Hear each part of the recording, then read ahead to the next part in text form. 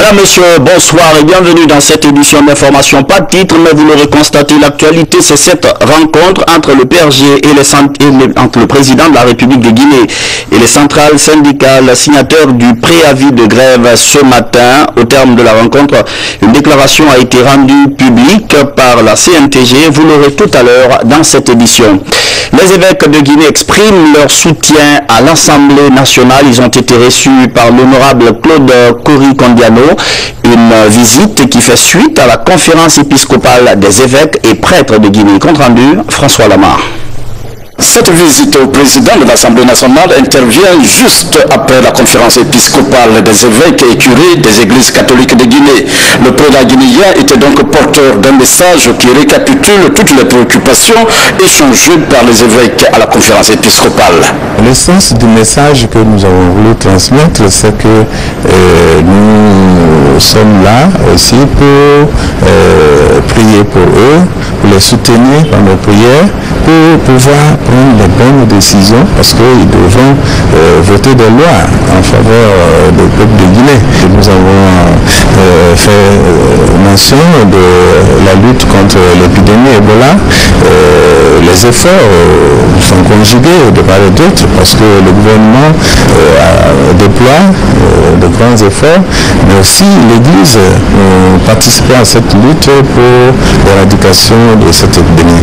Les évêques de Guinée ont également réitéré la volonté de l'Église catholique d'œuvrer à la qualification, mais aussi à l'amélioration de la qualité de l'enseignement et de la formation en Guinée. L'Église a souligné sa participation à la formation de la jeunesse, à la formation des cadres guinéens.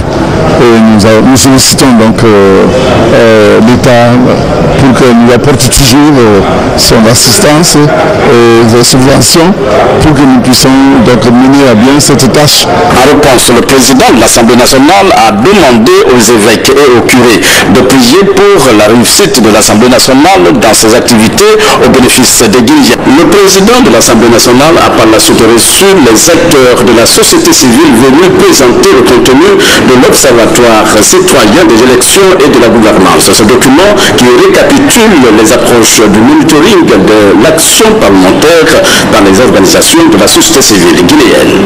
Nous avons 4 champs d'action sur lesquels nous allons nous intéresser. La santé, l'éducation, les mines, les droits humains et le développement rural et l'environnement. Ces champs d'action pour la société civile sont des priorités pour un développement durable. L'élaboration de ce document a bénéficié de l'appui financier et technique du NDI et de l'USAID. La session ordinaire de la conférence épiscopale vient de prendre fin à Conakry. Les travaux ont duré 6 jours. Les évêques de Kankan et les évêques corées ont planché sur les stratégies de gestion des affaires de l'Église catholique de Guinée. Ils étaient réunis autour du nonce apostolique de Guinée et du Mali pour parler aussi de l'orientation de l'Église dans la résolution des problèmes sociopolitiques. Martin Francina Dumo. Fin de l'assemblée plénière de la conférence épiscopale de Guinée. Les débats ont permis aux responsables des 3 diocèses de définir des actions communes pour la bonne marche de l'Église catholique. L'année est sous le signe de la transmission de la foi dans l'Église catholique.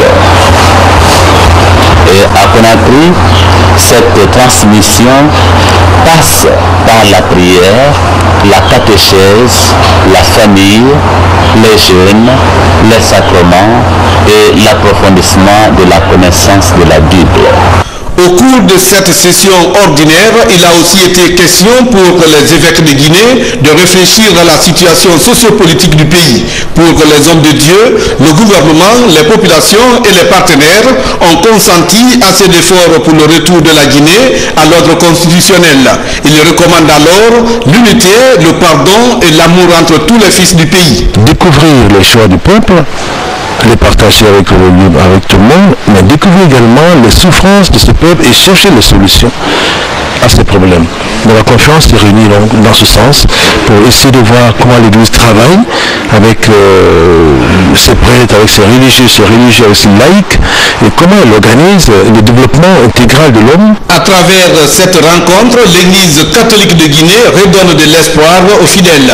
Les mécanismes sont définis pour développer le thème éducation et transmission de la foi. Il est donc question d'inciter les enfants de Dieu à la lecture de la Bible pour une évangélisation réussie.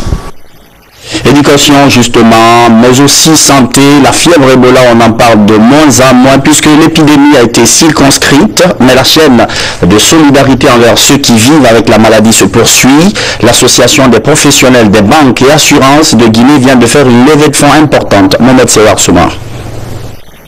200 millions de francs guinéens, c'est le don de l'association professionnelle des banques. Imprégnée de la situation sanitaire du pays due à l'apparition de la fièvre Ebola, elle n'entend pas être en reste dans l'accompagnement du gouvernement en vue de lutter contre la maladie. C'est un geste patriotique. Je pense que les banques de la place ne pouvaient pas rester les deux pieds dans le même sabot sans apporter leur modeste contribution à la lutte contre la fièvre hémorragique Ebola. C'est la raison pour laquelle nous avons apporté cette contribution à notre tour. Cet autre geste est de l'Association pour le développement économique et social, ADESO, une manière pour elle de s'inscrire dans la chaîne de solidarité en faveur des personnes infectées. Il a été alors opportun pour nous, franchement, de contribuer à cet élan de solidarité autour du gouvernement et autour de la commission ou du comité plutôt interministériel de lutte contre Ebola. C'est la raison pour laquelle nous sommes venus, pour apporter cette contribution, si modeste soit-elle, mais qui vient du fond du cœur, pour que le gouvernement sache qu'il n'est pas seul dans sa lutte. Ces actes dénotent la sympathie des couches sociales du pays pour bouter Ebola hors de la Guinée. Le ministre de la Communication était ce lundi dans les locaux de Star Times et une visite de terrain pour voir les installations de ce groupe. Le ministre Makanera a échangé avec les responsables de Star Times. Des félicitations certes, mais aussi un appel à l'amélioration de leurs prestations. Cheikh Sanoussi Sankom. Présent en Guinée depuis 5 ans, le groupe StarTime gagne progressivement le terrain. Son partenariat avec la communication est un atout qui favorise la couverture d'une bonne partie du territoire national. Si à la minière dans la commune de Dixine, il a reçu ce lundi le ministre pour lui notifier tout ce qu'il entend investir pour fournir à la population une prestation de qualité. Nous travaillons c'est pour le service, pour le client. Recevoir l'image, c'est plus clair, et les bons services pour le garantie, pour le client, les paiements, pour voir l'image, bonne image. Le groupe StarTime Guinée a réussi depuis quelque temps à établir un climat de confiance avec ses clients qui deviennent de plus en plus nombreux. Le problème signal avant, au départ que nous avions, a été réglé parce que nous avons mis une antenne d'une grande puissance à concasseur et nous utilisons actuellement des fréquences qui sont aussi performantes et une technologie avancée. Par exemple, si vous prenez le cas de Conakry, nous avons beaucoup de clients et maintenant nous sommes présents à Kindia et puis à Labé. En plus de sa prestation médiatique, StarTime utilise un personnel local, ce qui réjouit le ministre de la Communication. StarTime, c'est une entreprise qui se développe. Et qui dit se développe, donc c'est qu'il a besoin de la main-d'œuvre. S'il a besoin de la main-d'œuvre, il résout un autre problème du gouvernement, c'est-à-dire l'emploi des jeunes.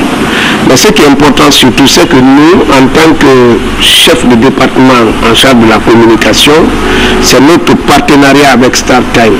Parce que notre volonté, c'est de faire en sorte que tous les Guinéens, partout où ils se trouvent, s'ils ont les dispositifs, qu'ils puissent recevoir les télé et les radios. En tant que partenaire sûr du département, la direction générale du groupe a exprimé le souhait d'occuper pleinement l'espace publicitaire lors de la prochaine Coupe du Monde de football au Brésil. Pour cela, il y a également un aspect qui compte. Il faut revoir le rapport qualité-prix. Jeunesse avec le coup d'envoi ce lundi d'une session de formation à l'endroit de 21 jeunes stagiaires. Ils vont être préparés à l'animation socio-éducative.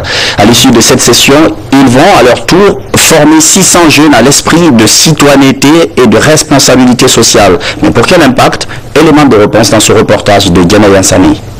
C'est dans le souci d'avoir une jeunesse d'élite et responsable au service de la Guinée que le ministère de la Jeunesse et de l'Emploi des Jeunes a organisé cette session de formation. Pendant 5 jours, les jeunes stagiaires formateurs seront outillés en technique sur l'esprit de citoyenneté et de responsabilité. À l'issue de cette session, ces stagiaires formateurs auront la lourde charge de former 600 jeunes. Il s'agit de rendre professionnelle l'animation socio-éducative en Guinée à travers la formation de 21 formateurs nationaux qui vont se déployer sur leurs territoires respectifs pour former pour un premier temps 600 animateurs socio-éducatifs. Dans 15 jours, ils ont leurs stagiaires en phase 2. Donc le but de cette session, c'est de revoir tous les contenus qu'ils doivent faire vivre dans leur formation, et puis 2, leur donner un temps où ils vont vraiment travailler sur l'organisation de leur formation. Le ministre de la Jeunesse s'est réjoui de l'engagement des jeunes à apprendre à être responsables. Cette grande masse de jeunesse que nous avons aujourd'hui puisse apprendre ce que c'est que non seulement en protégeant leurs droits, qu'ils ne doivent pas refuser leurs devoirs, les encourager dans cette formation parce qu'ils auront la lourde tâche de relever les défis de l'éducation de nos jeunes et qui ont besoin d'avoir un esprit citoyen, et traduit aussi la vision du chef de l'État, le professeur Alpha Condé, qui veut une jeunesse active, une jeunesse citoyenne, et une jeunesse qui veut relever les défis du développement de notre nation. C'est en 2011 que cette formation a démarré. Elle vise à rendre les jeunes guinéens compétitifs sur le plan national et international. Cette volonté des autorités participe à l'employabilité de la jeunesse. Au gouvernorat de Conakry, on parle cette fois-ci argent. Le conseil de ville vient d'approuver un budget de 43 milliards de francs guinéens juste pour l'exercice 2014. Il s'agit de la première session budgétaire sous l'ère Soriba Sorel. Comment cet argent va-t-il être dépensé? À quel résultat doit-on s'attendre logiquement des activités du gouvernorat? Autant de questions à se poser. Moussa Bangoura. La nouvelle politique de la décentralisation et du développement local engage les villes ou communes du pays et les amène à se prendre en charge et à se développer selon les moyens qu'elles disposent. C'est dans cette perspective que le gouverneur de Conakry organise son premier conseil de ville, exercice 2014. Un conseil qui se tient au moment où la ville est en plein épanouissement. Il s'agit d'examiner les projets, trouver des pistes de solutions, mais aussi cerner les défis pour l'année prochaine. Ma vision en 2014, c'est la continuation, la poursuite de l'assainissement, le combat ardent contre la sécurité et la drogue, mais aussi la mobilisation des citoyens à l'unité nationale, à la paix, la réévaluation des équipements marchands, de Conakry en les informatisant, l'état civil, en continuant les constructions. On est sur R+3, on verra aussi R+3 ailleurs, mais aussi en valorisant toutes les recettes à tous les niveaux. Une session budgétaire où les conseillers des différentes communes de la capitale et représentants de la société civile ont pris part. Une démarche saluée par les responsables de la décentralisation. Avec le budget qui a été soumis à l'approbation de l'ensemble des conseils de la ville, il pourra mobiliser tous les citoyens de la ville de Conakry afin que ces citoyens puissent l'aider à mettre en jour le programme de société du président de la République, le professeur Alpha Condé. La création d'une usine de transformation des déchets, la réalisation des marchés publics, l'aménagement de la voie d'accès à la décharge de la minière, l'informatisation du service des archives et la création d'une radio communautaire Conakry Info sont des défis à relever au cours de cette année. Le budget s'équilibre en dépenses et en recettes à la somme de 43 milliards 578 millions 765 000 francs guinéens. Un budget pour faire face donc au problème de Conakry. Mais en attendant, il y a ce problème, ce mouvement d'humeur tôt ce matin, des jeunes à Kipé. Ils protestaient contre le retard enregistré dans la construction de la maison des retrouvailles offertes par le chef de l'État. Le ministre de la Jeunesse en image et le gouverneur se sont rendus sur le terrain pour comprendre la colère des jeunes. Une visite sur le site de la construction a été effectuée. La tension est donc redescendue d'un cran. Les deux parties, autorités et manifestants, ont fini par se comprendre. À Kofi Annan, l'université vient de se doter de textes juridiques pour régir l'institution. L'établissement a désormais un statut et des règlements intérieurs adoptés par le conseil d'administration. L'université veut constituer un pôle d'excellence pour l'école guinéenne. Moussa Komara, Mamadou Alpha Baldé. L'université Kofi Annan de Conakry ouvre la toute première session de son conseil d'administration. À l'ordre du jour, examen des statuts et règlements intérieurs de l'institution.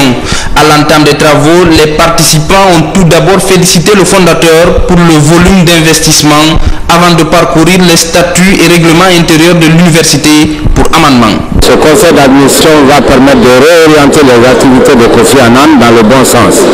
Aujourd'hui, on a fait approuver les statuts et le règlement intérieur. Ce sont deux documents fondamentaux pour la bonne marche de l'institution.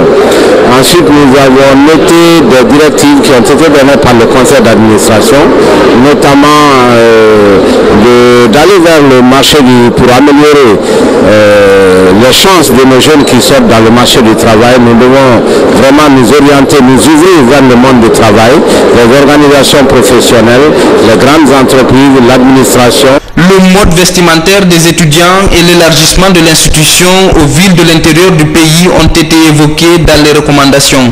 L'ambition est de faire de cet établissement privé un pôle d'excellence et permettre à ses étudiants de s'affirmer dans le rendez-vous scientifique. Nous pensons qu'un conseil d'administration réfléchit et propose des initiatives sur le contenu de l'université pour booster encore la formation scientifique de nos enfants. Et Kofi Annan a déjà fait un grand pas. Nous voulons soutenir ce pas pour que ça aille de l'avant. Quand l'université Kofi Annan est dotée de ces deux organes, naturellement ça améliore la gouvernance. Les cours seront mieux dispensés, l'activité mieux encadrée. Avec 5 facultés, une école polytechnique et un institut professionnel, l'université Kofi Annan compte à ce jour plus de 9000 étudiants. Elle rafle chaque année le tiers des boursiers de l'État admis aux institutions d'enseignement supérieur. De quoi penser à son extension. Ces nouveaux bâtiments pourraient accroître sa capacité d'accueil et améliorer la qualité de formation de ses étudiants. Et puisqu'on a abordé le volet éducation, il y a ce concours qui va mettre en compétition 32 lycéens de Conakry. Il s'agit de détecter le cerveau le mieux prédisposé pour les mathématiques cette année au sein des classes de terminale. L'initiative est de la Bonagui et de EasyCom. Marie-Angélique Camara. Le concours Fanta Mathematics and Science, dans sa deuxième édition, va mettre en compétition 32 lycées dans la capitale, dont 12 publics et 20 privés. Suite au tirage au sort, le classement a été effectif. En tout, 16 équipes vont se confronter lors de la première phase du concours. Cette initiative de la Bonagui SA et la structure de communication EasyCom vise à développer les capacités des élèves guinéens dans les matières telles que les mathématiques, la physique, la chimie et la biologie. À ce genre de manifestation qui est pas seulement de dire on va se faire une promotion, mais nous tenons aussi quand même à travailler envers les communautés et travailler vers les ressources essentielles qui me paraissent dans une entreprise, dans un pays qui est l'homme, susciter des vocations, aider des jeunes à pouvoir poursuivre leurs études et une entreprise que nous pouvons, nous tous ici présents, juger louable. Étant à sa deuxième édition, cette compétition a réveillé chez les encadreurs le désir de s'auto-évaluer à travers la présence des élèves de leur établissement à cette compétition. Certains lycées en sont à leur premier essai. Nous avons pris assez de dispositions. Déjà, on a mis en place une commission qui doit à chaque fois rencontrer les enfants pour pouvoir les former très bien, parce que sais que je suis conscient que cette année, je serai le Inch'Allah. Et comme Daouda Kamara, premier lauréat de la première édition du concours Fanta Mathematics and Science, des prix comme une bourse d'études au Maroc, des tablettes, des livres, des satisfecits seront décernés aux heureux gagnants du concours qui se tiendra en juin prochain au plateau de la RTG Coloma. Vivement ce concours à la RTG Sport Football, cette 13e journée du championnat guinéen, celle des gros scores. Le leader AS Kaloum a étrié la lanterne rouge espoir de la B 5 buts à 0. Satellite battait Nafadji 3-0 et la belle prestation vient du Orea 2-0 face à l'Atlético de Coléa. Le Orea grappille des points et occupe la deuxième place du championnat. C'est le Tata Diallo. Week-end prolifique à Ligue 1 Nimba Mining de football. L'AS Kaloum s'est largement imposé 5-0 face aux espoirs de la baie. Les Kaloumistes menaient déjà 3-0 à la pause. C'est pas parce que la façon que le championnat ça se trouve actuellement, c'est un peu difficile. Parce que le deuxième tour, la distance, c'est pas un peu beaucoup. D'abord pour moi, si vous voyez, tout le temps, je dis que je veux que AS Kaloum maintienne. Le Satellite FC s'est bien repris en dominant un battu à la dérive sur le score de 3-0. On a notre mot à dire, le championnat n'est pas encore fini, il est encore jouable. Les matchs seront très discutés et je pense que les garçons ont voulu le maillot ce soir, ils se sont battus, ils ont respecté l'adversaire et puis voilà le résultat. Et le Oroya de Conakry qui revient dans la course en dominant l'Atlético de Coléa par 2-0 dans le derby de Coléa. Au classement, l'AS Kaloum est leader avec 30 points, le Oroya reprend la deuxième place avec 22 unités et le Felo complète le trio de tête. En bas tableau, le Baté 11e avec 5 points et les espoirs de la B 12e avec seulement 3 maigres petits points sont toujours dans la zone rouge. On est tous tristes par cette perte incommensurable qui vient de frapper Dr Salih Bella Diallo. Le leader du parti AFIA vient de perdre sa mère. La RTG par ma voix lui adresse toutes ses condoléances. C'est ce qu'ont fait aussi ce matin les députés du groupe parlementaire du RPG Arc-en-Ciel. Une délégation conduite par Adjan Antene Chérif. Reportage Kerno Ousmane Diallo. Triste journée dans la concession de Dr Salih Bella Diallo après le décès hier de sa mère Hadja Kadiatou Diallo. Parents, amis, leaders politiques et députés présentent au président du parti AFIA les condoléances d'usage. Dr Salih Bella a perdu sa maman, mais c'est notre maman à nous tous. Il fallait qu'on vienne lui signifier ça. Il fait partie de l'équipe de la mouvance présidentielle. On ne pouvait pas rester sans venir lui présenter nos condoléances. L'annonce de ce décès suscite aussi des réactions au plus haut niveau de l'État. Le président de la République dépêche quelques-uns de ses proches collaborateurs pour compatir à la douleur du Dr Salih Bella Diallo, qui garde l'image d'une mère pieuse. Elle est religieuse, une fervente croyante qui a aimé son mari et qui l'a respecté durant toute la vie. Son mari qui a été tirailleur, donc militaire de la Deuxième Guerre mondiale, elle l'a attendu pendant 7 ans. Ce dernier est revenu la trouver saine et sauve. Ils ont vécu et mon papa l'a laissé en 86, alors que mon papa disait souvent que ma mère risque de partir inopinément pour le laisser. Donc il avait peur, mais il se trouve que c'est lui qui est parti le premier. C'est à l'âge de 104 ans que Hadja Kadiatou Diallo a tiré sa révérence. Pour le repos de son âme, le Coran est lu plusieurs fois et des prières sont formulées pour qu'Allah lui accorde son paradis. L'enterrement aura lieu demain mardi dans le secteur de Pouroya, à Labi. Disparu à 104 ans, mais quel que soit l'âge d'une mère, on s'attend à la voir disparaître un jour, certes, mais ce jour semble tellement lointain et imprécis. Les négociations ont été longues, mais après les 8 centrales syndicales qui avaient lancé un préavis de grève, le patronat et le gouvernement sont arrivés enfin à un accord. Le mot d'ordre de grève est suspendu. Je vous propose de suivre cette déclaration conjointe donnée par Adja Maria Madoro Mabari, la médiatrice.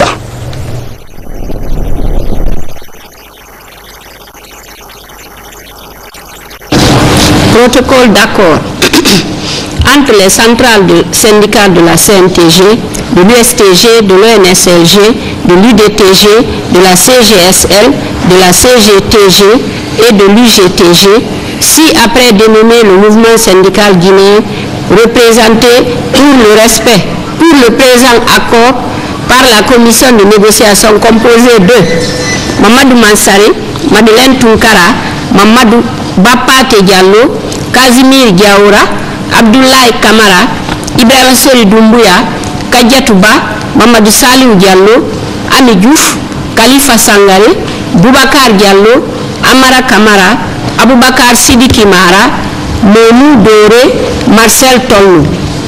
Le gouvernement de la République de Guinée, représenté par Harouna Berete, Mamadi Doumbouya, Ousmane Bangoura, Alabi Ahmed Salim, Modisori Bari, Sekou Doumbouya, Amadou Silla, Mohamed Diop Saïd, Sori Bantou Oulari, Malan Kanté, Mohamed Diané, Moussa Kone. Le patronat guinéen représenté par Hadja Nyouma, Aïssatou Nyouma Traoré, Mansa Moussa Sidibé, Abdul Karim Bangoura, Kefa la personne Kamara, Ibrahim Sori Kamara, Sekou Sissé, Ansouman Savané, Baloba, Ansouman Kamara, Ismaël Keita, Abdoulaye Dima Dabo, Béatrice Sidibé, Ben Youssouf Diallo. Médiation. So Mariama Dogome Bari, assisté de son cabinet. Préambule. Faisant suite à la plateforme de revendication session 2013-2014 et au préavis de grève de la CNTG, de l'USTG, de l'UNSLG, de l'UDTG, de la CGSL, de la CGTG et de l'UGTG, daté du 29 avril 2014, il a été arrêté et décidé ce qui suit. 1. Du statut particulier du personnel de l'éducation.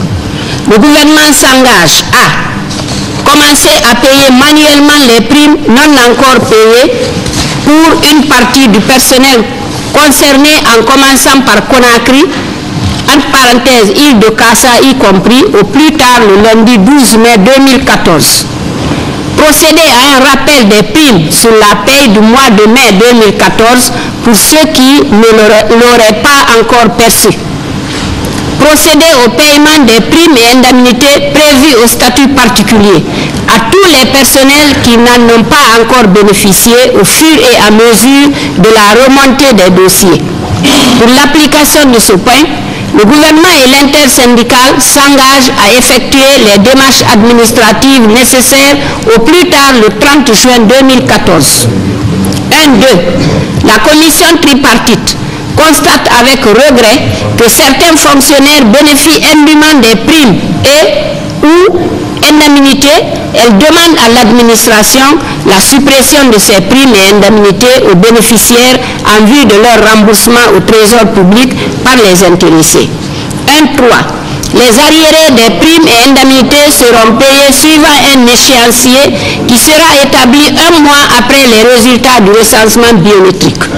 1-4. S'agissant des professeurs d'université, maîtres de conférences, directeurs de recherche et maîtres de recherche, se conformer aux dispositions du décret numéro 176, PRG, SRGG, 89, du 27 septembre 1989, en son article 65 pour le départ à la retraite. 1.5.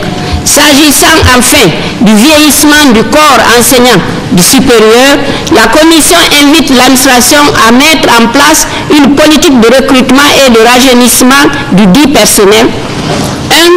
1.6. La commission tripartite invite la fonction publique à organiser les examens professionnels des enseignants selon le calendrier et les échéances prévues au statut particulier. 2. Du statut particulier du personnel de la santé. Le gouvernement s'engage à 2.1. Assurer la prise en charge financière et administrative au 31 mai 2014 des primes et indemnités prévues au décret numéro 08 062 PRG SGG du 17 septembre 2008 portant statut particulier du personnel de la santé. 2.2. Procéder à un rappel des primes dues sur le mois d'avril 2014 sur la paye du mois de mai 2014 pour ceux qui ne l'auraient pas encore perçu. 2.3. S'agissant enfin du vieillissement du corps médical, la Commission invite l'administration à mettre en place une politique de recrutement et de rajeunissement du dit personnel. Point 3. De la protection sociale. 3.1. Tout en félicitant la partie gouvernementale pour la création par décret de la CNPSAE et de l'INAMO, le mouvement syndical et la partie gouvernementale s'engagent à les rendre opérationnels au plus tard le 31 décembre 2014. 3.2. Le mouvement syndical salue la décision du gouvernement de transférer la tutelle de la CNSS au ministère en charge du travail. Le gouvernement prendra les dispositions administratives consacrant la dite décision au plus tard le 30 juin 2014. 3.3. S'agissant de l'indemnité de départ à la retraite, son montant exprimé en nombre de mois sera déterminé au plus tard un mois après les résultats du recensement biométrique. Point 4. De l'augmentation des salaires et pensions et de la réactualisation de la grille salariale des fonctionnaires. Les parties conviennent. 4.1. De la mise en place d'une commission technique d'examen de la grille salariale dont les travaux débuteront le 19 mai 2014 sur la base de la grille salariale proposée par le mouvement syndical. 4.2. Les parties conviennent que la nouvelle grille salariale sera applicable à compter du 1er janvier 2015. 4.3. De la mise en place d'une commission technique d'examen de la revalorisation des retraites à travers un nouveau régime. Les travaux de cette commission débuteront le 19 mai 2014. 5. Des mesures d'accompagnement liées à l'augmentation du prix du carburant. 5.1. Les parties conviennent qu'une commission d'études réunissant le mouvement syndical et les ministères en charge du travail, de la fonction publique, du budget et des finances travaille à proposer une prime à cet effet au plus tard le 30 juin 2014. 5.2. Les parties conviennent que le paiement de la dite prime sera effectué le 30 août 2014 avec effet rétroactif au mois de février 2014. 6. S'agissant des agents déflatés dont la situation administrative a fait l'objet des arrêtés numéro 1685 MEFP 04 du 10 mai 2004 et numéro 26 MEFP DNFP 04 du 28 janvier 2004, les parties conviennent de la mise en place d'une commission technique chargée d'examiner leur situation en vue d'un traitement définitif. 7. Le gouvernement s'engage à fournir la liste des barrages conventionnels au plus tard le 31 mai 2014 et à prendre des mesures pour empêcher l'installation de barrages clandestins. 8. Sur la tentative d'assassinat de leaders syndicaux. 8.1. Il a été clairement établi et reconnu que le gouvernement n'était en rien mêlé à la dite tentative. 8.2. Les syndicats ont été informés que les deux auteurs présumés ont été arrêtés et sont actuellement interrogés par les services de police judiciaire et que la justice suivra son cours normalement. 9. Sur l'immixtion de certaines autorités du pays dans les activités syndicales. 9.1. Le gouvernement a pris acte des accusations d'immixtion et d'interférence à l'encontre de certaines autorités locales, préfets et maires. Le gouvernement a rappelé que, sur la base de premières informations, certaines autorités avaient fait l'objet d'un rappel à l'ordre. 9.2. Par ailleurs, le ministère de l'administration du territoire adressera au plus tard le 31 mai 2014 une nouvelle circulaire de mise en garde aux administrateurs territoriaux. 10. Sur la situation des travailleurs de Frigia, Sotelgui et Feralux.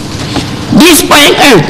Pour Frigia, le gouvernement a fait état des efforts et des négociations qui sont en cours pour soulager les travailleurs de Frigia en tenant compte des possibilités de reprise des activités de l'usine.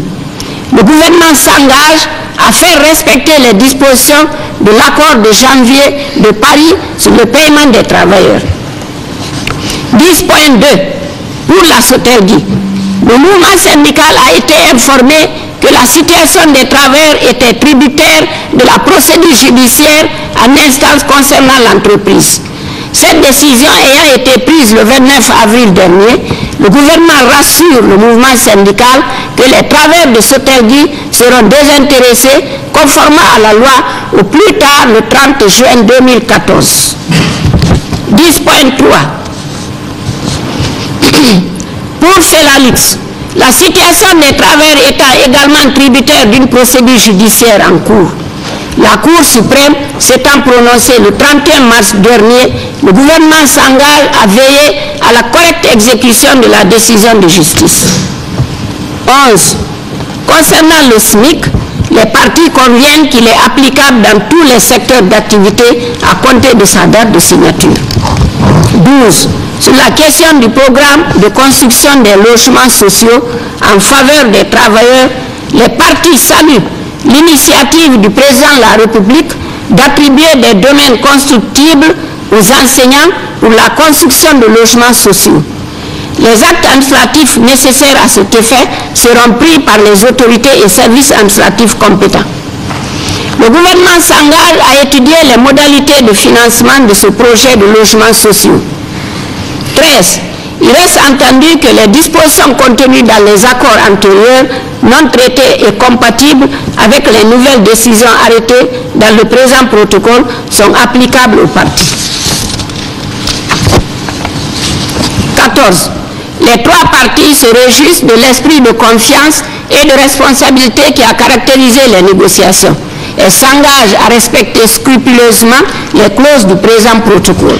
15. Au regard des avancées significatives et des résultats obtenus, le mouvement syndical décide de la suspension du préavis de grève du 29 avril 2014. Ont signé le mouvement syndical, le patronat, le gouvernement, la médiation, vue et approuvée par Monsieur le ministre d'État de l'économie et des finances, Monsieur le ministre de l'Emploi, du Travail, de l'enseignement technique et de la formation professionnelle. Je vous remercie de l'attention accordée.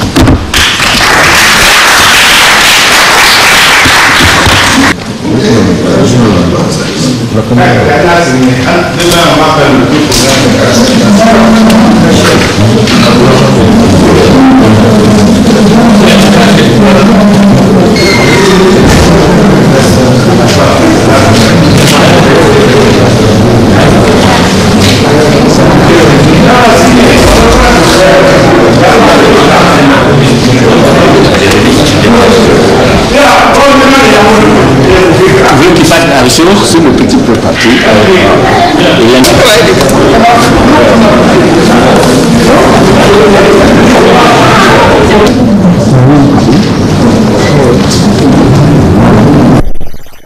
Suite au préavis de grève déposé le 29 avril 2014 par la 8 centrale syndicale guinéenne, le mouvement syndical guinéen décide de suspendre le mot d'ordre préavis de grève compte tenu des avancées significatives qui sont déjà obtenues.